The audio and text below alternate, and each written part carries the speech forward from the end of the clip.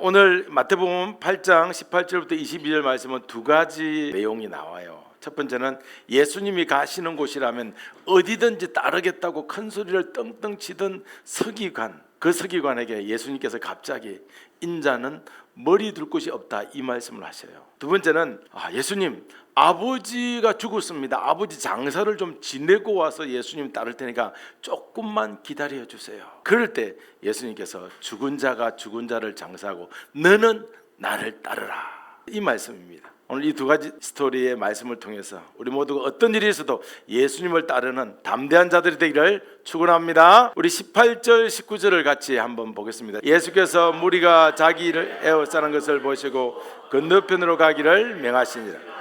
한 서기관이 나와 예수께 아뢰되 선생님이여 어디로 가시든지 저는 따르리이다. 아멘. 예수님이 병자를 고치고 귀신 들린 자를 치유했다는 소식이 가버나움에 쫙 퍼졌습니다. 그래서 예수님 주위로 사람들이 몰려들었겠죠. 병고침을 받고 싶은 사람들, 어젯밤에 내가 왜 거기 못 갔는가. 또 기적을 보고 싶은 사람들, 또 어떤 사람이에요? 그 소문을 확인하러 온 사람들. 저마다 이유는 다르지만 가버나움 곳곳이 사람들로 북적이고 있었습니다. 이런 인기 절정일 때 예수님은 갈릴리 바다 건너편으로 가자 이렇게 말씀을 하시죠. 제자들은 잠깐 집이 들릴 틈도 없이 갈릴리 바다를 건너가야 하는 것이 이해가 안 되었어요. 이제 이 길을 선택하면 다시는 집으로 돌아오지 못할 것 같은 불안감, 그리고 자신이 버려야 할 삶, 자신이 버려야 할 집, 그런 걸 생각하니까 목이 메이죠. 왜 하필 이제 떠나야지? 이런 고민을 계속하고 제자들은 갈까 말까 주저주저 하고 있었습니다. 그때 갑자기 한 서기관이 예수님께 뚜벅뚜벅 걸어 나와가지고 큰 소리를 칩니다. 이 사람은 가버나움 도시의 회당에서 율법을 가르치는 아주 존경받는 인물이었어요. 제자들이 주저주저하고 갈팡질팡하고 있을 그때 이 서기관이 선포하듯이 외칩니다. 선생님, 저는 선생님이 어디를 가든지 따라가겠습니다. 이렇게 거침없는 선언을 하고 있습니다. 이 말은 누가 들어도 대단한 말이에요. 아주 대단한 열심이 있는 사람 말 같고 아주 결심이 단단한 사람 같은 그런 말이에요. 우리로 말하면 기립박수를 치고 싶지 않아요. 전부 다 제자들도 머뭇거리는데 갑자기 서기관이 등장하니까 기립박수를 치고 싶습니다. 그래서 주변 사람들이 서기관을 보면서 한마디 하죠. 우와, 저 사람 믿음 대단하다. 정말 대단하다. 여기서 서기관이 말한 어디든지라는 표현은 있잖아요. 자신의 모든 시간도 바치겠다, 물질도 바치겠다, 어떤 희생이든지 감수하겠다, 이런 의미를 내포하고 있어요. 오늘날로 말하면 뭘 들고 찾아가서, 복음 들고 찾아가서 이렇게 찬송 있잖아요. 그 찬송 같은 그런 신학생이 되고 싶다는 뜻과 동일합니다. 자, 서기관은 당대의 지식인이에요. 히브리어, 헬라어, 그 다음에 아람어, 이 세 언어를 거의 능통하는 사람이었어요. 이 정도의 인물이 예수님의 제자가 되겠다고 하면 대부분 사람들은 와, 저런 사람들 제자들 공동체에 들어오면 제자들의 수준이 한 단계 업그레이드 될 것이다. 그리고 제자들이 해결하지 못하는 문제를 해결할 것이라는 기대가 있었어요. 그러나 우리가 알아야 될 것은 우리가 관심 가지는 것을 예수님도 이런 시각으로 서기관을 바라보았냐 하는 문제예요. 세상의 시선으로는 어디든지 따르겠다는 그 뜨거운 결심을 환영합니다. 어쩌면 당연하지 않습니까? 게다가 제자들 보세요. 가난하죠, 어리숙하죠, 배운 건 없죠. 그러니까 제자들이 부딪히는 한계가 분명히 있어요. 그런데 학문적 식견까지 갖춘 서기관이 합류한다면 모든 부분에서 좀 수월해질 수밖에 없습니다. 그러나 예수님은 단지 눈앞에서 똑똑해 보이는 그 사람을 스카웃해서 제자 공동체의 수준을 높이려고 하지 않았습니다. 오히려 구약 성경에 예언된 대로 지금 이 시점에 갈릴리 바다를 건너서 이동해야 한다는 더 깊은 계획을 가지고 있었습니다. 할렐루야. 그 건너편에 가서 뭐 할지는 성경을 읽어보면 나옵니다. 그래서 예수님은 끝까지 따르겠다는 서기관의 고백에 대해서 서기관의 기대하는 것과는 전혀 다른 반응을 하셨어요. 사람들은 서기관이 그렇게 말했을 때 서기관의 그 사람 선택 대단해, 그 사람 선택 탁월해, 저 사람 겸손하다, 그러면서 고개를 끄덕이면서 멋지다고 말했습니다. 그러나 예수님은 아셨어요. 나는 예수님을 따르겠다는 그 의지 뒷면에 숨어있는 숨은 동기, 마음의 상태까지 예수님은 흔히 보고 있었습니다. 예수님은 지금 사람들이 너무 많이 몰려서 귀찮다, 이 사람들 귀찮다, 그래서 우리 건너편으로 가자 도망가듯이 가는 게 아니에요. 예수님의 시선이 향한 곳은 오직 하나님 아버지의 뜻과 구원 계획이었어요. 거기에 바다 건너편에 반드시 빨리 구원해야 할 사람이 있는 거예요. 그런 여정 가운데 자기를 따르겠다고 하는 서기관 같은 사람을 만나도 예수님은 서기관의 그 외형의 능력을 보지 않고 그 사람 속에 있는 믿음을 보십니다. 할렐루야. 사람들은 흔히 이렇게 말합니다. 열정 있는 제자가 오면 공동체가 힘을 얻지 않겠어? 실력 있는 사람이 가세하면 공동체의 사역의 폭이 넓어진다. 이것이 우리 인간의 시각입니다. 그러나 예수님은 모든 결정을 사람의 시선과 다른 기준으로 바라보십니다. 예수님은 능력 있는 인재를 필요로 하는 분이 아니십니다. 오히려 그가 주님의 마음에 맞는 사람인지, 그가 주의 선택을 받은 사람인지 여기에 집중하십니다. 할렐루야. 우리 20절을 보겠습니다. 이르시되 여우도 굴이 있고 공중의 새도 거쳐가시되 인자는 머리 둘 곳이 없다 하시더라. 아멘. 우리는 지금까지 성경을 읽다가 갑자기 예수님이 왜 이 말씀을 하시는지 알 수가 없었습니다. 예수님을 따르겠습니다. 그런데 갑자기 그래 따라라 말아라 이렇게 하지 않고 뭐라고 했죠? 여우도 굴이 있고 공중의 새도 거쳐가 있는데 인자는 머리 둘 곳이 없다. 그래, 예수님이 이 땅이 목적이 아니라는 것 막연히 그 정도밖에 몰랐어요. 왜 갑자기 이 말씀을 하셨을까? 이 말씀은 서기관의 마음을 꿰뚫어 보지 못하면 할 수 없는 말이에요. 그러니까 예수님께서 서기관의 마음을 꿰뚫어 보시면서 이 말씀을 하신 거예요. 20절 말씀. 서기관의 마음은 뭐가 있냐면요, 이 시대의 최고의 랍비가 되는 게 꿈이었어요. 최고의 랍비가 되는 야망을 품은 채 예수님을 뛰어난 선생, 구세주로 보지 않는 거예요. 구원자로 보지 않고 나에게 실력을 증가시켜줄 뛰어난 선생 정도로만 여긴다는 것을 예수님께서 꿰뚫어 보신 거예요. 그래서 분명히 말씀하십니다. 이 땅에 뿌리를 두고 안정된 미래를 설계하는 일이 인자로 오신 구원자의 길과는 어긋난다. 아멘.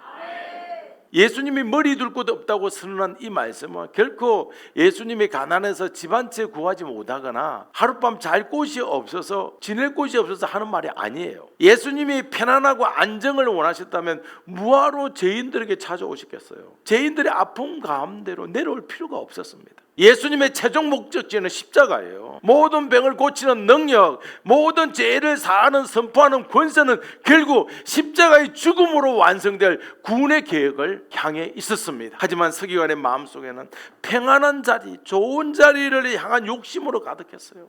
예수님께 탁월한 율법 해석을 배우고 싶었습니다. 왜요? 그 당시에는 율법 해석을 탁월하게 하면 다른 종교 지도자들보다 한 발 앞서 나가는 거예요. 그래서 얻는 게 뭐죠? 명성이에요. 그 명성 가지고 예루살렘에서 안정된 삶을 누리려고 한 거예요. 서기관은 예수님이 율법을 얼마나 탁월하게 해석하는 걸 알았어요. 이야, 탁월하다. 저렇게 율법을 해석하다니. 저런 스승 밑에서 배우면 내 인생 틀림없이 순탄하게 될 것이다. 뭔가 얻을 것이 많다고 생각했습니다. 그러나 예수님은 인간의 꿈을 응원하러 이 땅에 오신 게 아니에요. 할렐루야. 예수님은 이 땅에 인간의 꿈을 응원하러 온 것이 아니라는 것을 꼭 기억해야 합니다. 예수님은 기적을 보여주기 전에 죄의 속박에서 우리를 자유케 하시려고 죽음마저 선택하신 분이에요. 인자는 머리 둘 곳이 없다. 이 말은 집과 편안함을 뛰어넘어서 죄인으로 죽어서 지옥에 가야 하는 우리를 대신해서 십자가를 향해 걸어가는 예수님의 걸음을 생각할 수 있게 하시는 거예요. 지금 십자가로 걸어가야 되기 때문에 머리 둘 곳을 찾지 않는다는 뜻이에요. 할렐루야. 우리가 이 세상의 마음을 뺏겨서, 정신을 뺏겨서 머리 둘고 찾느라고, 머리 둘고 마련하느라고 분주하게 사는 동안에 예수님은 우리의 죄를 대신 짊어지고 골고다로 가십니다. 예수님은 머리 둘 곳 없을 정도로 쉬지 않고 구원의 은혜를 베푸셨습니다. 그 예수님을 잊어서는 안 되는 겁니다. 인자의 길에는 머리 둘 곳을 찾는 안정이 아닌 십자가의 죽음이 기다리고 있었습니다. 예수님은 서기관에게, 또 서기관이나 지금 나에게 똑같이 이런 말씀을 하는 거죠. 예수를 잊으면 안 된다. 머리 둘 곳 조차 없이 걸어가는 인자의 길은 오직 죄인을 향한 구원과 사랑의 결단이라는 것을 서기관에게도 알려주고 우리에게도 알려주는 내용입니다. 할렐루야.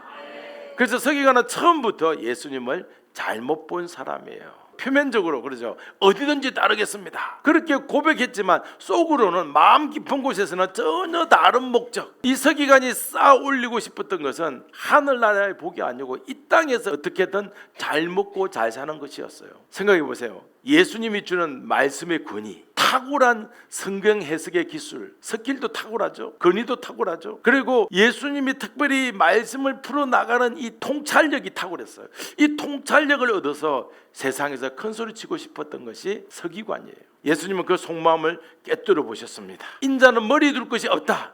이 말은 예수님이 서기관에게 말하는 거죠. 나는 서기관 네가 바라듯이 화려한 왕궁이나 호화로운 집을 약속하는 존재가 아니다. 오히려 이 땅에 죄를 짊어지기 위해서 죽기 위해서 왔다 하는 선언이 담겨 있어요. 그러니까 인자는 머리 둘 곳이 없다. 이 답변에는 서기관 너 저 예루살렘 왕궁에서 높은 사람을 가르치는 랍비가 되고 싶은 거지, 이렇게 지적하는 거예요. 그래서 왕궁에서 높은 사람을 가르치는 랍비가 되어서 큰 집에서 머리 둘 곳을 찾는 거지, 이 말씀이에요.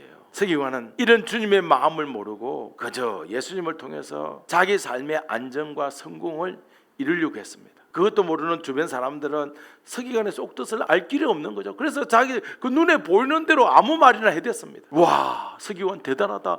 갈릴리 출신, 선지자가 나오지 않는다고 하던 그 갈릴리 출신의 랍비를 따르었다고 한다니 정말 겸손해. 세상에 저 사람보다 겸손한 사람이 있을까? 저 사람보다 열정 있는 사람이 있을까? 사람들은 그렇게 말했어요. 그러나 서기관이 예수님을 따르겠다고 한 이유는, 우리는 예수님을 따르겠다는 게 뭡니까? 예수님 나의 구원자입니다. 내 영혼을 구원하소서 이래야 되잖아요. 서기관은 그게 아니에요.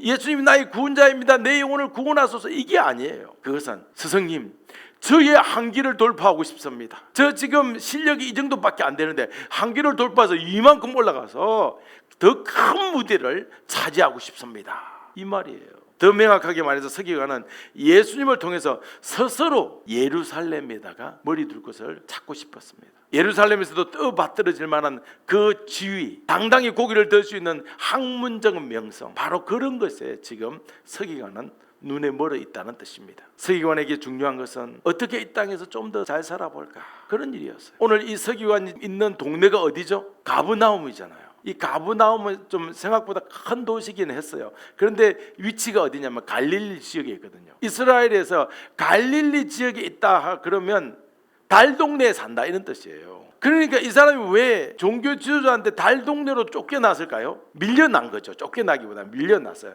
왜냐하면 뭐가 없어서, 탁월한 율법 해석 능력이 없어서 그래요. 그러니까 촌동네로 발령이 나서 지내고 있었습니다. 그래서 오늘 예수님을 만나고 난 뒤부터 이야 이제 예루살렘으로 갈 수 있는 탁월한 통찰력이 생기겠구나. 그러니까 이 서기관의 머리 둘 곳은 예루살렘이었어요. 좁은 갈릴리 지역이 아니라 넓은 예루살렘 도시에서 자신의 야망을 펼치고 싶었습니다. 그러므로 서기관은 어떻게든 율법 해석의 스킬을 배워야 했어요. 율법 해석의 이 스킬을 배워서 자신을 시골로 보낸 자들에게 당당하지만 소심하게 복수를 하고 싶었던 거죠. 동시에 예수님이 베푸시는 이 능력도 가져서 정말 예루살렘 상류층에서 센세이션을 일으키고 싶었던 자가 바로 오늘 서기관이었습니다. 그러기에 예수님의 가르침은 서기관에게는 자기가 예루살렘 상류층으로 도약하는 데 필요한 하나의 징검다리에 불과했습니다. 서기관이 어디든지 따르겠다고 말한 의도는 결국 예수님 어디 가기는 갈 겁니다. 저도 따라가기는 갈 겁니다. 그러나 목표는 예수님의 영광, 예수님의 이름이 드러나는 것이 아니고 바로 내 출세입니다 라는 뜻이에요. 예수님은 교만하고 이기적인 서기관을 향해서 단도직입적으로 말씀하십니다. 나는 인자다. 나는 머리를 둘 곳이 없는 존재이다. 나는 십자가에서 죽는 사명을 위해서 이 땅에 왔다. 네가 기대하는 세속적 야망을 채워줄 생각이 없다. 할렐루야. 이런 말씀이었어요. 얼마 전 만났던 백부장을 한번 떠올려 보세요. 백부장은 내 집에 들어오심을 감당하지 못하겠다고 했어요. 말하자면 나는 죄인이라는 고백을 한 겁니다. 나는 죄인이라서 예수님 오는 걸 감당하지 못합니다 한 거거든요. 오늘 서기관은 백부장처럼 죄인의 고백을 하지 않은 거예요. 서기관의 말은 이런 거예요. 스승님, 나의 지위가 상승되는 것에 필요한 아이템들을 알려주세요. 저도 이제 주님처럼 사람들을 압도하는 존재가 되고 싶습니다, 이거예요. 사랑하는 여러분, 어쩌면 나도, 어쩌면 우리도 처음부터 계산부터 하고 예수님께 나온지도 모르겠습니다.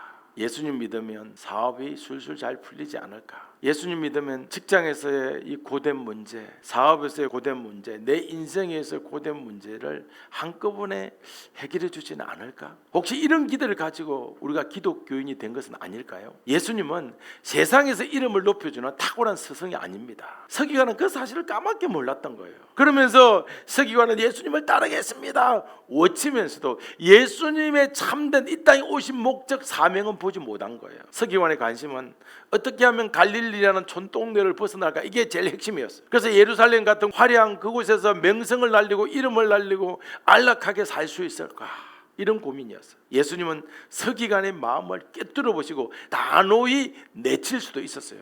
그러나 예수님은 네가 구해야 할 것은 세상의 안정이 아니라 죄에서 구원이다, 이렇게 가르쳐 주셨습니다. 나는 너를 위해서 모든 것을 내려놓고 심지어 머리 둘 곳조차 없이 이 땅에 왔다. 너는 무엇 때문에 나를 따르느냐, 누구를 기대하면서 나를 따르느냐, 이렇게 예수님이 말씀하시는 겁니다. 이 말씀은 서기관에게만 말할까요? 지금 이 시대를 살아가는 저와 여러분에게도 하시는 동일한 말씀입니다. 우리 또한 잘 살아보고 싶어서, 좀 더 나은 미래를 가지고 싶어서 예수님을 이용하려고 했던 순간이 있기 때문에 그렇습니다. 돌아보면 나도 예수님을 이용했던 때가 많더라고요. 예수님의 말씀, 여호에게는 굴이 있고 새에게는 둥지가 있다. 그런데 너희는 죄 때문에 지옥 외에는 머물 곳조차 없던 자들이다. 우리의 머리 둘 곳은 지옥밖에 없었어요. 이 경고 속에는 뭐가 있습니까? 하늘의 처소를 예비했다는 약속도 동시에 들어있습니다. 우리는 이미 그 처소를 허락받았습니다. 그러므로 지금은 부유하지 않아도, 오늘 세상에서 누가 보기에 좀 초라해 보여도 말할 수 없는 기쁨이 도무지 사라지지 않게 됩니다. 예수님 한 분이 우리 인생을 완전히 바꾸셨기 때문입니다. 그러므로 우리는 서기관처럼 예수님을 도구 삼아 높아지려고 했던 그런 전적이 있는 자입니다. 이런 것을 우리는 솔직히 고백해야 합니다. 아멘. 세상 욕망에 흔들렸던 순간을 깊이 회개해야 합니다. 나의 야망에 예수님을 이용하려고 했던 건 우리 깊이 회개해야 합니다. 예수님은 말씀합니다. 너는 세상의 성공이 아니라 나와 동행하는 복을 구해라. 세상의 성공이 아니라 나와 동행하는 복을 구해라고 말씀하십니다. 또 이렇게 말하면, 그러면 이 세상에서 망해도 됩니까? 이 말을 거꾸로 생각해 보세요. 너는 세상의 성공이 아니라 나와 동행하는 복을 구하라. 뒤집으면 나와 동행하는 복을 구하면 너는 세상에서 성공하게 된다, 이런 뜻이에요. 우리는 그 뒤에 거 생각하지 않고 그것만 보고 예수님만 믿고 어떻게 따라가냐고. 우리는 이 말씀에 고개를 떨구어야 합니다. 그러면서 이렇게 고백해야 돼요. 아, 내가 진짜 붙잡아야 할 분은 예수님밖에 없구나. 할렐루야. 이렇게 고백하면 됩니다. 너는 서기관의 욕심을 쫓을 필요가 없어졌어. 이미 우리는 최고의 복을 받았기 때문입니다. 예수님이 우리의 최고의 복입니다. 우리가 머물 곳은 지옥밖에 없었어요. 지옥 외에는 머물 곳조차 없던 우리를 천국 백성으로 만들어 주셨습니다. 우리 21절 22절을 보겠습니다. 제자 중에 또 한 사람이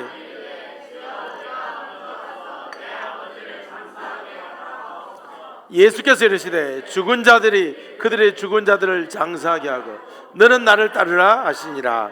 아멘. 아버지가 세상을 떠났다는 소식을 들은 제자가 예수님께 말합니다. 예수님, 우리 아버지가 오늘 죽었답니다. 가서 장사만 지내고 올게요. 지금 같이 가지 못하겠습니다. 출발을 좀 멈추고 내일 저녁 때나 가십시다. 유대인의 장례는 죽는 그날 장례 지냈어요. 아버지의 장례식에 가지 않으면 두고두고 후회할 것이 뻔합니다. 충분히 납득되는 상황이에요. 그런데 예수님은 뜻밖의 말씀을 하시지 않습니까? 죽은 자들끼리 장례를 치르게 두고 너는 나를 따르라. 예수님이 장례식을 무시하실 분입니까? 아닙니다. 절대로 장례식을 무시하시는 분이 아니에요. 그럼에도 왜 이런 강력한 말씀을 하실까요? 그것은 이 제자가 뭔가를 놓치고 있기 때문이에요. 그 당시에 많은 자들이 나 예수님 따르겠습니다, 서기관처럼 끝까지 따르겠습니다, 그리고 돌아선 사람이 한두 명이 아닙니다. 오늘 고향에 돌아가면 어머니가 이놈아 이제 네가 큰아들인데 너 이 집안을 책임져야지, 붙잡을 것이 뻔합니다. 그러면 자연스럽게 예수님하고 멀어지는 거예요. 그래서 예수님이 죽은 자들이 죽은 자들을 장사하라고 하셨어요. 그 이유가 뭐냐면 지금 너는 내 곁에 있다. 제자 너는 내 곁에 있다. 진리를 가장 우선적으로 두어야 할 걸 꿰뚫어 보는 말씀이죠. 생명 자체이신 분이 지금 그 앞에 있는데 그 빛을 외면하는 것은 이미 영적 죽음에 쏟겠다는 것과 같은 의미예요. 이 제자가 집에 가서 발길을 묶여버리면 그 순간부터 예수님과 동행하는 길을 완전히 놓쳐버리게 됩니다. 예수님은 그 점을 가장 경계했어요. 만약 제자가 여러 가지 이유로 예수님을 떠나서 고향으로 간다면 그는 오늘 앞에 나오는 누구와 똑같습니까? 서기관하고 똑같은 거예요. 서기관이 고민하는 것처럼 세상에서 잘 먹고 잘 사는 방법을 고민하는 평범한 일상으로 돌아갈 것이 뻔합니다. 길목에서 예수님은 결단을 촉구합니다. 네 삶을 안전하게 만들어주는 것은 재산이 아니고 가족의 인정도 아니고 오직 나와 함께하는 삶이다. 내가 곧 길이요 진리요 생명이다. 나와 동행하자. 나와 함께 가자. 아멘. 이렇게 말씀하시는 거예요. 가족에게 마지막 인사조차 못한다면 얼마나 서글픕니까? 그러나 예수님은 제자에게 요구하는 부분은 그 이상의 의미예요. 물리적인 장례 준비가 아니라 누가 참 생명을 주시는 분인가, 이것을 분명히 깨닫고 그분을 전적으로 따르라는 사랑의 초대입니다. 주변에서는 그럴 거예요. 야, 저 사람 아버지 장례도 안 치르다니 부러움 막 심한 자 아닌가? 손가락질을 당할 수 있습니다. 그러나 예수님을 직접 눈으로 보면 달라집니다. 예수님이 이렇게 말하시는 거죠. 내가 진짜 너의 아버지다.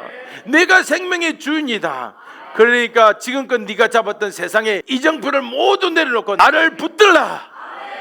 이 말씀은 제자에게도 하지만 우리에게도 하는 말씀이죠. 또 이 말씀을 세상 사람들이 들으면 이거는 갈등을 야기시키는 그런 말씀이에요. 엄청난 갈등을 야기시키죠. 그래서 예수님은 죽은 자들이 죽은 자들을 장사하게 두라는 극단적인 표현으로 그 우선순위를 흔들고 있는 거예요. 만약 이 제자가 가족에게 가서 그냥 세상 사람처럼 살게 된다면 예수님 곁에서 보았던 그 많은 기적과 놀라운 기적과 구원의 복음, 정말 그 많은 일들을 이 사람은 뭐가 되는 거예요? 한편의 추억으로 끝나는 거예요. 우리 추억들 많잖아요. 추억들 많지 않습니까? 그 추억이 우리를 변화시키는 게 아니에요. 그 추억은 한 10초 정도를 흐뭇하게 만들 뿐이지만 그때 나중에 후회하면서 그때 예수님을 따라 나설 걸, 예수님의 제자가 될 걸, 그때 예수님을 잘 믿을 걸, 그렇게 합니다. 그러니까 그것을 미리 아시는 예수님이 지금 차라리 단칼에 결정해라, 이렇게 말씀하시는 거예요.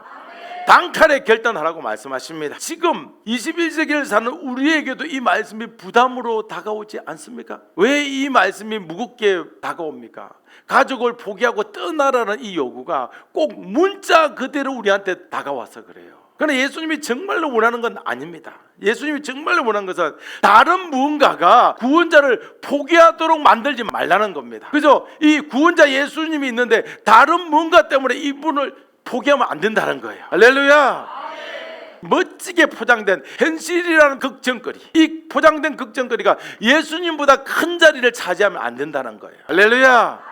결국 영적 죽음의 길을 택하는 결과로 만들 뿐입니다. 너는 나를 따르라. 이 음성 안에는 하나님의 절대적인 생명이 진동하면서 울려 퍼집니다. 이런 게 일단은 쉽지는 않습니다. 이해는 갑니다. 그렇지만 우리는 나중에 그때 예수님을 따를 걸, 그때 예수님 붙잡을 걸 후회를 하기 전에 지금 우리는 우리를 부르는 예수님을 적시 따라가야 합니다. 아멘. 나를 따르라고 하시는 것은 가장 귀한 삶으로의 초대가 있다는 거예요. 예수를 따르면 가장 귀한 삶을 사는 겁니다. 왜 그러냐면 부모의 장례조차 미룰 정도로 긴박하고 절박할 때가 바로 지금이에요. 그 생명의 길로 발걸음을 옮기라고 말씀하십니다. 반대로 보면 세상 사람들 또 수군거립니다. 야, 너무한 거 아니야? 세상에 최소한 아버지 장례 정도는 하고 가야 되는 거 아니냐? 라고 말하지만 수군되겠지만 예수님은 곧 예수님이 생명이라고 네가 답할 수만 있다면 그것이 가장 지혜로운 것이다. 중요한 건 이거예요. 사람들이 수군거해요. 오직 예수 복음만 듣는다. 야, 너네 교회는 오직 설교가 예수님만 전한다며 뭐 잘 되는 방법도 안 가르쳐주고 부자 되는 방법도 안 가르쳐준다며 그렇게 할 거예요. 그렇게 할지라도 대답이 중요해요. 뭐라고요? 예수님이 나의 곧 생명이다. 예수님 나의 생명이고 나보다 예수님이 더 중요해라고 말하면 그 사람들 할 말이 없어지는 거예요. 할렐루야. 거기에서 뒤를 돌아보는 순간 영적 죽음의 그늘이 덮쳐온다는 것을 예수님이 경고하고 있는 것이에요. 할렐루야. 베드로가 떠날 때는 장모님이 정말 원망하고 불평했는데 야고보 요한이 예수님께서 바닷가 길을 가다가 그물 깃고 있는 야고보와 요한을 보았어요. 그러면서 뭐라고 그러죠? 너희들 나를 따르라 그래요. 그랬더니 갑자기 예수님 얼굴 보고 아버지 얼굴 보더니 아버지하고 눈 3초 정도 마주치고 있다가 가는 거예요. 아버지도 재산도 직업도 건물 정리하다가 예수님 부름에 즉시 따랐습니다. 그러면 야고보와 요한이 야 이놈 무정하다, 아버지를 눈 3초 마주치고 아버지하고 헤어지다니 무정한 놈이다, 야고보 요한 이들 진짜 독하다, 이렇게 말해야 될까요? 야고보 요한은 원래 차가운 사람이야. 그렇게 해서 이 부모님을 떠나고 예수님을 따랐을까요? 아닙니다. 분명히 그 짧은 순간에 예수님이 얼마나 값지고도 영원한 길로 부른지를 성령께서 알려주시는 거예요. 그 순간에 아버지도 이 아들하고 눈이 마주칠 때 고개를 끄덕이는 거예요. 그래, 우리가 이렇게 기다리던 그 주님이 아니냐, 가라. 아들을 보내는 일이 더 큰 일임을 깨닫게 하셔서 기쁘게 보낼 수 있었던 거예요. 사랑하는 여러분, 예수님은 자기 사정 늘어놓고 먼저 예수님 저 이런저런 일을 하고 마무리 짓고 그렇게 오겠습니다 하는 자들을 달래면서 설득하지 않습니다. 잘 기억해야 합니다. 오히려 단호하게만 합니다. 쟁기를 잡고 뒤를 돌아보지 말라, 쟁기를 잡고 뒤를 돌아보지 말라고 분명히 말씀하십니다. 할렐루야. 우리 인사합시다. 뒤돌아보지 맙시다.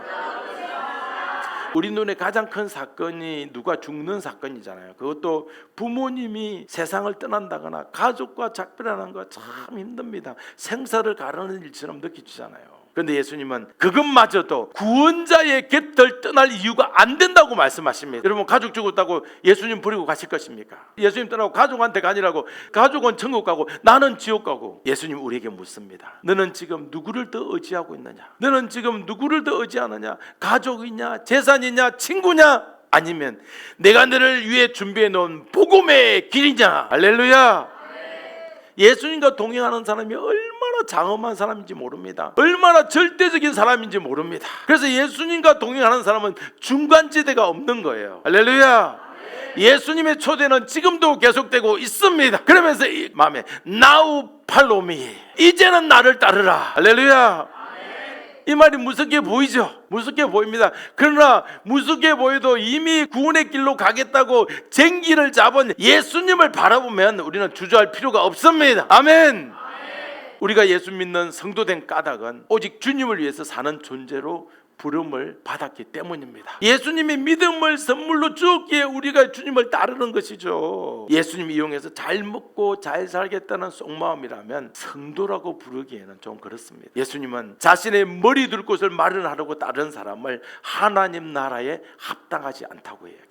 하나님 나라에 합당하지 않다고 단언하십니다. 우리의 남은 숙제는 분명합니다. 눈앞에 걸림돌이 수도 없이 많아 보여도 나는 누구를 붙들고 살 것인가? 무엇을 위해서 살 것인가? 예수님을 따르느냐? 예수님을 따르지 않고 주저주저 하느냐? 이 갈림길에서 우리는 고민하게 될 것입니다. 그러나 예수님을 선택하는 이 선택은 그것도 우리의 영혼이 살 길을 택하느냐, 아니면 예수님을 선택하지 않고 머뭇거리면 죽음에 계속 머무르느냐, 이 결정을 하게 되는 것입니다. 사랑하는 여러분, 예수님께서 Now follow me, 자 이제 나를 따르라. 그러니까 어머 예수님, 나는 준비가 좀 덜 됐어요. 어머 예수님, 좀 여유가 생기면 신중하게 좀 생각해 볼게요. 우리의 삶은 내일 일도 장담할 수 없는 그런 인생의 여정입니다. 지금 이 순간 예수님이 내미는 손을 붙드는 것이야말로 우리가 갈 수 있는 유일한 축복의 길입니다. 이 길이 힘들어 보여도 다시 사는 부활의 약속을 받은 길이고 축복의 길임을 여러분 확신하시기를 축복합니다. 아멘.